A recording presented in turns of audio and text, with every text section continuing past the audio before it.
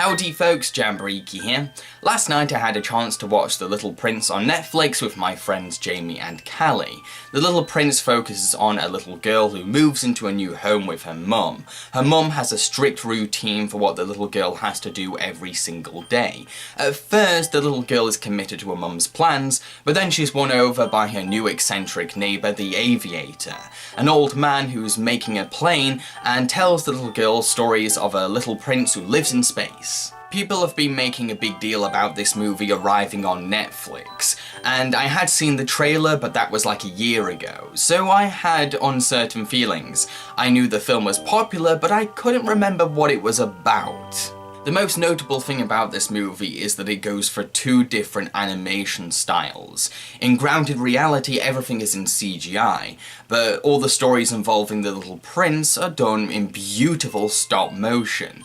I like that it tries to do two different techniques to divide these two different aspects in the film, but sometimes the editing can be a bit choppy. I mean, there are moments where we suddenly cut to the story about the little prince and we don't show the Aviator telling the story, or we don't see the little girl reading the story. We just suddenly cut to the story. However, the relationship between the Aviator and the little girl is very charming and sweet. It reminds me of the relationship between a grandfather and granddaughter. I did like their connection, and I did feel for their friendship. But this film is very misguided. It has all these different life lessons, topics, themes, ideas, and just scrambles them all together in one movie, resulting in a very clueless and confusing film.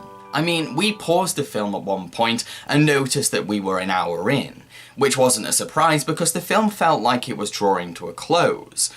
But we also noticed that there was 45 minutes left, which puzzled us. We thought, well, what else can you do? How can you fill 45 minutes from this point when the film feels like it's coming to an end? This is what happens. The little girl gets on a plane and flies off into space to meet the little prince. That's the last 45 minutes, and it feels like a completely different film. Certain things in the second half made the film even more confusing. Suddenly the little girl's toy fox was alive. Not a real fox, but a teddy fox come to life. Very cute, but confusing. Just no explanation, it's just suddenly alive. And the tone changes, the mood changes, everything's very different, and when she comes to the little prince's world, it's CGI. Yeah. And we never see the little girl come back down to earth, so it feels very inconclusive by the end.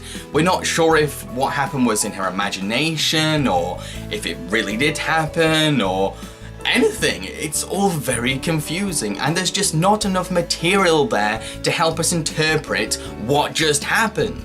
If the film really came to a close at the hour mark, I would have been satisfied. I thought, well, that's rough around the edges, but a cute, charming film. But then it just drags on and changes everything and suddenly has no idea what kind of film it wants to be. One of the many messages the film is trying to tell is not to grow up too fast. But the thing is, the little girl actually stands up to her mum's routines quite early in the film, so her arc is over. So again, what's the point of dragging things on? That's another thing, the mum's routines are way too over the top. I can't imagine any parent being this controlling, this organised. It's a bit too much, it's a bit too far-fetched.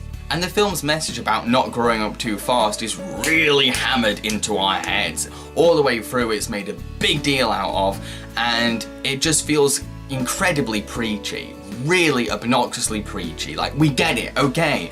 We'll make sure to keep the child in us alive. Okay, fine.